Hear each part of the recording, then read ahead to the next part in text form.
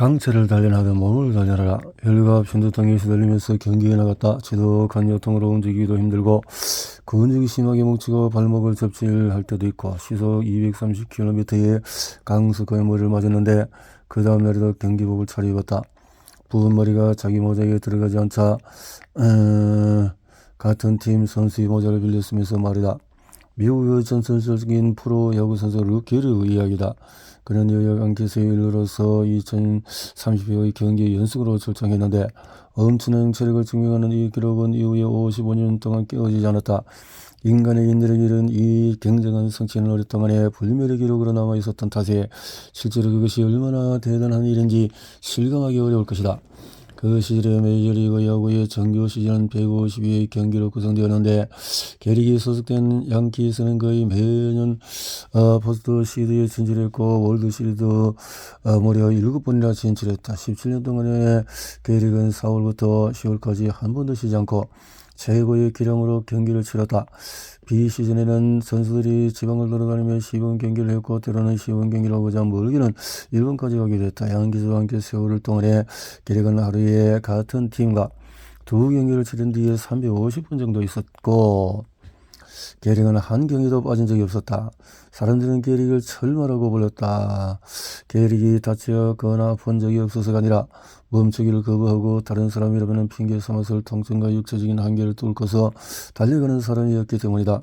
언젠가 X선으로 게릭의 손을 촬영한 의사들은 최소한 17군데의 뼈가 부러졌다가 회복되었다는 것을 발견하고 아연 실색이었다.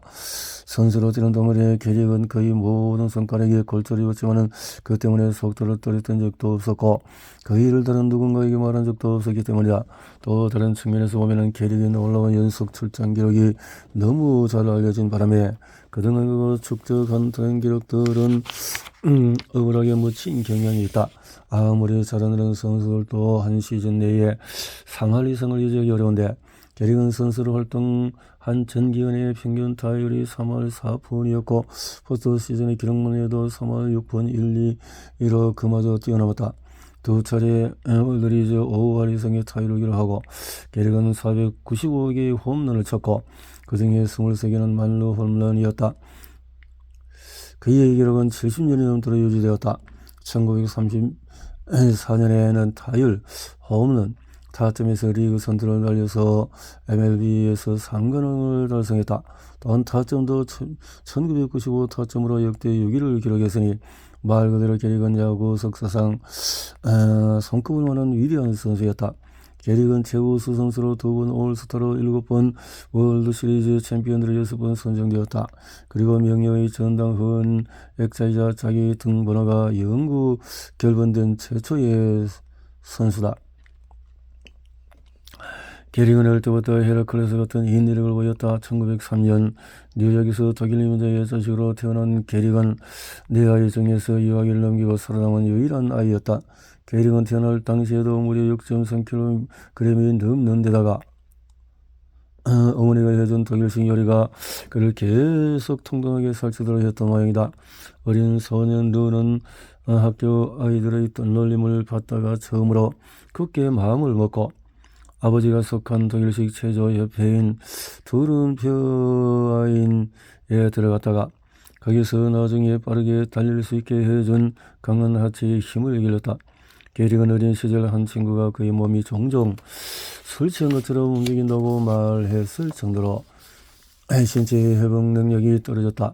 게릭은 타고난 운동선수가 아니었지만 체육관에서 걸고 닦아 자기 자신을 스스로 운동선수로 키워내었다. 가난한 이민자로서 사는 삶은 평등하지 않았다. 게릭의 아버지는 술꾼인데다가 게으른 병이가 기도했다. 게릭의 아버지가 매사에 변명을 늘어놓고 툭하면 병가를 내는 사람이었다는 이야기는 우리에게 무척 우연한 느낌을 준다. 게릭은 아버지의 이런 면을 부끄럽게 여겼고 그 영향을 받아서 신뢰성과 강인함을 확고하게 자기 자손으로 삼겠다고 마음먹었다. 그래도 가난은 항상 게릭을 떠나지 않았다. 한 그분은 이렇게 회상했다. 루와 함께 학교를 다니면 친구라면 추운 겨울날 카키색 셔츠, 카키색 바지에 무거운 갈색 신발만 신고 외투도 모자도 없이 학교에 오던 루를 잊지 못한다. 루는 가난한 아이였고 아무도 그런 운명을 원하지 않았지만 그래도 운명이 그를 만든 것은 분명했다. 고대 그리스 수도와 철학자 클레안테스에 관한 이야기가 하나 전해진다. 어느 추운 날 클레안테스는 아테네를 걷고 있을 때 돌풍이 올려와서 그 얇은 외투가 활짝 열렸다. 그 장면을 보던 사람들은 몹시 추운 날인데도 클레안테스가 안에 아무것도 껴입지 않은 것을 보고 깜짝 놀랐다. 그러다 순전히 그 인내심에 감탄하는 박수가 서서히 터져나왔다. 계획도 마찬가지였다. 양키에서 받은 돈으로 미국에서 무척 높은 수입을 올리는 운동선수가 되었을 때도 게릭은 뉴욕의 겨울날 모자를 쓰거나 심지어 조끼를 입는 모습을 거의 볼 수가 없었다. 나중에 어느 친절하고 다정한 여인과 결혼하고 나서야 자신을 위해서 코트를 입어달라는 아내의 설득을 받아들였다. 게릭은 누구보다도 더 열심히 일했다. 한 팀 동료는 건강한 게릭에게 거의 정규였다고 말했다. 게릭은 나는 야구의 노예이다. 게릭은 기꺼이 노예가 된 사람으로 야구를 사랑하고 그저 경기할 기회가 주어졌다는 것에 영원히 감사하는 노예였다. 게릭은 야구라는 스포츠로 자신의 더 높은 차원의 이상을 추구했다. 야구는 통제를 해야 하는 일인 동시에 육체를 보살펴야 하는 직업이기도 했다. 육체가 성공을 막는 장애물이자 성공을 이루는 도구이기 때문이다. 게릭은 육체를 통제하고 또한 육체를 보살폈다. 이런 식의 헌신에는 보상이 따른다. 게릭은 타석에 오르면 신성한 무언가와 교감하는 것과 같았다. 오늘날의 그 어떤 선수도 그것을 입고는 경기할 수 없을 만큼 무거운 오직 운동복을 입고서 고요히 타석에 섰다. 몸을 흔들며 두 발 사이에서 체중이 이곳저곳을 옮기면서 타격지에서 자세를 잡았다. 나르는 공을 향해서 야구 방망이에 해줄 때 방망이에 맞은 공을 멀리도 멀리 경기 밖으로 내보는 일을 해내는 것은 게릭의 달이었다. 어떤 타자들에게는 방망이에 공이 맞으면 특히 잘 날아가는 자리가 있다. 게릭은 방망이에 어디에 공이 왔든지 누가 던진 공이든 다 칠 수가 있었다. 그리고 일단 공을 쳤다면 그때는 달리는 거다. 한때 다리가 굽어서 피아노 다리라는 놀림을 받았던 그가 10여 차례 홈스틸에 성공했다는 것은 아주 놀라운 일이다. 게릭은 힘으로만 밀어붙이는 사람이 아니었다. 속도도 빠르고 몸을 아끼지 않고 과감하게 분투하며 정교한 기교를 선보였다. 재능과 개성에 뛰어나고 또 우수한 선수들이 있었다. 하지만 게릭보다 더 많이 훈련하거나 더 컨디션 조절에 신경 쓰거나 더 야구 경기를 사랑하는 사람은 아무도 없었다. 자기 일을 사랑하면 그 일을 할 때 편법을 쓰지 않는다. 그 일을 처리하는 과정에서 가장 사소한 측면까지 존중한다. 게릭은 한 번도 야구 방망이를 아무렇게나 던져둔 적이 없고 타격을 하자마자 방망이로 뒤로 내던져서 버리고 출루한 적도 없다. 게릭이 그다음 운영진과 드물게 갈등을 겪었던 사건을 하나 이야기하자면 동네 아이들과 골목에서 드러난 양키에서 경기가 끝난 뒤도 야구가 비싼 길거리 운동인 스틱볼 경기를 하며 놀았다는 것이 그들에게 알려졌을 때였다. 게릭은 경기하는 기회를 놓치고 싶지 않았던 것이다. 그런 게릭에게 경기를 뛰고 싶지 않은 날이 분명히 많았을 것이다. 그만두고 싶던 때도 회의감이 시달린 때도 있었을 것이다. 도저히 움직이지 못할 것 같은 날도 스스로 세픈 도전하지 못해서 지치고 답답한 날도 있었을 것이다. 게릭은 초인적인 존재가 아니었다. 게릭의 머릿속에는 우리 모두의 머릿속에 들리는 것 같은 목소리가 들렸을 것이다. 나는 경기할 의지가 있다. 야구는 힘들고 어마어마한 압박감에 시달리는 기도하는 일이다. 물론 즐거운 일이기도 하지만 흠나는 일이라고 게릭은 말했다. 누구나 자기한테 경기에 나설 의지가 있다고 생각할지 모르지만 그것이 사실이 아니다. 우리 중에 누군가는 타고난 재능으로 그럭저럭 해내면서 그저 시험을 칠 일이 없기만을 바란다. 미국 야구 선수 조 디마지오는 신인 선수 시절에 게릭에게 상대팀 투수로 누가 나올 것으로 예상하는지 물었다. 아마도 치기 쉬운 공을 던져줄 선수라는 말을 기대했을 것이다. 게릭은 그런 걱정은 절대 하지 말게. 그들이 언제나 양키스를 위해서 최고의 선수를 아껴둔다는 것만 기억하면 돼. 그 말은 곧 양키스의 모든 선수도 전력을 다해서 싸우기를 기대한다는 뜻이기도 했다. 원래 그래야 하는 법이다. 많은 것을 누리는 사람은 기도도 많이 받는다. 챔피언의 의미는 챔피언처럼 행동하는 것, 증명해야 할 뭔가가 있는 사람처럼 열심히 일하는 것이다. 게릭은 술을 마시지 않았다. 여자들을 따라다니지도 자극을 또 빠른 차를 몰지도 않았다. 자기는 쾌락을 쫓는 사람이 아니라는 말을 자주 했다. 그러면서도 나는 설교도 아니고 성자도 아니다라고 분명히 말했다. 게릭의 전기를 쓴 작가로 그보다 겨우 몇 년 앞서 뉴욕시에서 승경한 폴 갤리코는 이렇게 썼다. 게리의 깨끗한 생활은 잘난척 고상한 척 그리한 결과가 아니라 개인적으로 신성하기를 바라는 마음에서 나온 결과다. 게리는 자기 야망을 고집스럽게 밀어붙였다. 그에게는 원하는 바가 있었다.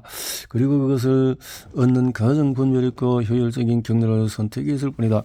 사람이 자기 몸을 보살펴야 하는 이유는 몸을 학대하는 것이 죄라서가 아니라 신전을 더럽히는 것이 신을 모욕하는 일이듯이 우리 자신을 모시는 신전의 몸을 학대하는 것은 우리 인생에서 성공할 기회로 모욕하는 것이기 때문이다. 계획은 어쩌면 다른 방향으로 갈 수도 있었을 것이다. 슬럼프 같은데 노래는 코치가 1월 살이고 계획을 불안쳤는데 초조한 감정. 그 코치는 전에도 이런 선수를 본 적이 있었던 터였다. 코치는 그런 지름길이 단기적으로 문제를 해결해 준다는 것을 알았다. 하지만 코치는 길에게 계속 그 방법을 이용한다면 장기적으로 어떤 대가를 치러야 할지도 설명했다. 더 지속해서 활용할 수 있는 대처 기제를 마련하지 못한다면 앞으로 게리 어떤 미래를 맞게 할지 명확히 해준 것이다. 그리고 그 자리에서 게리는 술을 끊었다. 술을 마셨어. 술을 마시는 것이 죄라거나 나쁜 일이라고 꼬장꼬장 생각한 것이 때문이 아니라 그에게는 위대하고 성공적인 야구 선수가 되겠다고 강력하고 멈출 수 없는 야망이 있었기 때문에 술을 끊었다. 그 야망을 방해하는 모든 것은 게릭에게 독이었다. 루게릭이 자신이 야구 선수라는가, 양키스의 일원이라는가, 1세대 미국이라는가, 아이들이 우리를 보는 사람이라는 것을 의미 있는 일이었다. 게릭은 선수 생활 초반 10번의 시즌 동안에 계속 부모님과 함께 살았고 경기장에서 자주 지하철을 타고 다녔다. 나중에 경제적으로 풍족한 소재를 넘어서자 뉴올리언스의 작은 집 한 채를 마련했다. 게릭에게 돈은 기껏해야 일종의 도구일 뿐이었다. 그는 돈의 유혹을 견디었다. 양키스가 승승장구하자 구단은 스포르다식 딱딱한 벤치 대신에 패딩 깔개가 있는 벤치를 들여서 더 편하게 고친 선수 대기소가 더그아웃을 선수에게 제공했다. 감독은 게릭이 벤치 하나에 복시는 깔개를 뜯어내는 모습을 보았다. 전성기를 구가하는 운동선수 게릭은 호런 삶을 이렇게 평가했다. 쿠션 위에 앉는 거 정말 지겨워요. 차 안에서도 쿠션이 있고 루게릭의 특별한 점은 그가 철제를 선택하는 것이다. 예수누가 또는 팀이 철제를 강요한 것이 아니었다. 게릭의 자제는 내면의 힘은 그의 영혼 깊은 곳에서 발산하는 힘이었다. 치러야 할 가전 희생에도 불구하고 다른 이들이 그런 고행을 마다하고 아무 문제 없이 진행되는 사실에도 불구하고 게릭은 철제를 선택했다. 홈런왕 베이브 루스는 1932년 10월 1일 시카고 컵스와의 월드 시리즈 경기 중에서 팔을 들어서 한 지점을 가리켰고 이어서 정확히 그곳으로 가는 예고 홈런을 쳤다. 그 후에 타석에 들어선 루게릭도 홈런을 쳤다는 사실을 아는가? 루스와 게릭이 보유한 리그 배팅 타이틀 수가 똑같다는 사실은 루게릭은 108kg 몸무게 불어난 베이스 루스와는 달리 자기 몸을 절제로 관리했을 뿐이 아니라 게릭이 다르게 행동할 수 있었을까? 물론 그렇다. 하지만 다시 생각해보면 그럴 수 없었을 것 같다. 그 자신이 다르게 행동하는 것을 절대 용납하지 못했을 테니까. 언젠가 게릭의 트레이너는 모든 야구선수가 게릭 같다면 야구팀에서 트레이너의 일자리는 사라질 것이라고 농담처럼 말했다. 스포츠는 단순한 근육의 전형만 있는 것이 아니다. 게릭처럼 고약한 성질을 향후 부리지 않고 그렇게 많은 경기를 연속으로 치른 선수는 아무도 없다. 한 번은 수비를 하던 중에서 3루수가 공을 잘못 던지는 바람에 게릭은 땅바닥에 손을 부딪히며 공을 잡아야 했고 그때 엄지손가락이 바닥에 걸려서 쳐져졌다. 3루수는 더그아웃에 들어가면 한바탕 욕을 먹겠다고 각오했다. 골절된 것 같다. 게릭의 한 말은 그것이 다였다. 루하르 한테너서는 싫은 소리 한마디 들은 적이 없다. 내 멍청한 송구에 대해서도 그것 때문에 자기 엄지손가락에 부상을 당한 일에 대해서도 불평 한마디 없었다. 3루수는 경이롭다는 듯이 말했다. 그리고 물론 게릭은 그 다음 날에도 경기에 나갔다.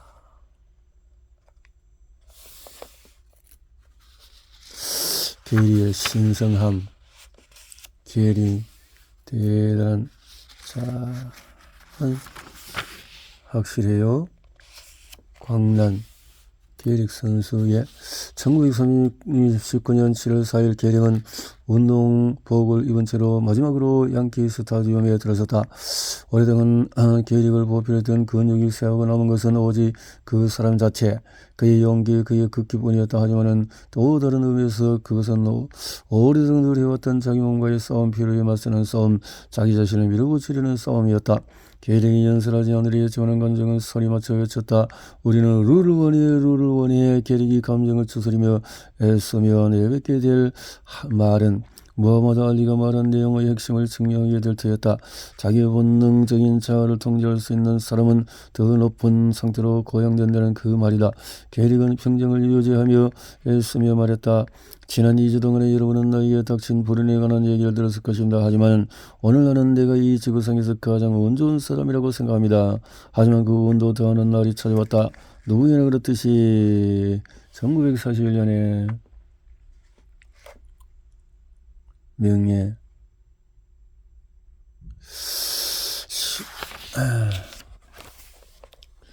철마이의 죽음이 찾아왔다. 기록집에서 게릭이 다석에서 쌓은 업적이 곳곳에 박혀있다. 루게릭의 장례식은 딱 6분 8분 동안 진행되었다. 기꺼이 참아내고 죽음에 이르기까지 우리에게 지켜보는 수백만의 편이 있다. 내면의 동기를 저격할 수백만 달러도 없다. 발전을 점검해줄 코치나 트레이너도 없다. 우리 직업에 알맞은 체정도 없다. 이런 사실은 우리의 일과 삶을 더 어렵게 한다. 진정으로 헌신하는 사람은 다른 어떤 사람보다도 자신에게 더 엄격하다. 절제는 그다지 흥미로운 단어도 즐거운 개념도 아니지만은 위대함으로 이어질 수가 있다. 절제란 당근질한 금과 같다. 그것은 소박하고 겸손한 태도다. 우리는 자기 자신을 위해서, 자기 목표를 위해서 일을 하고 계속 살아나가기 위해서 자제해야만 한다. 누리케라는 사람이 그래서 이런저런 어려움을 당해서 참 끝까지 못하게 될 상황까지도 그렇게 참 성공한 일을 갖지만 참 절제를 통해서 모든 것을 이루며 이렇게 정복의 생을 누렸다. 이렇게 되네요.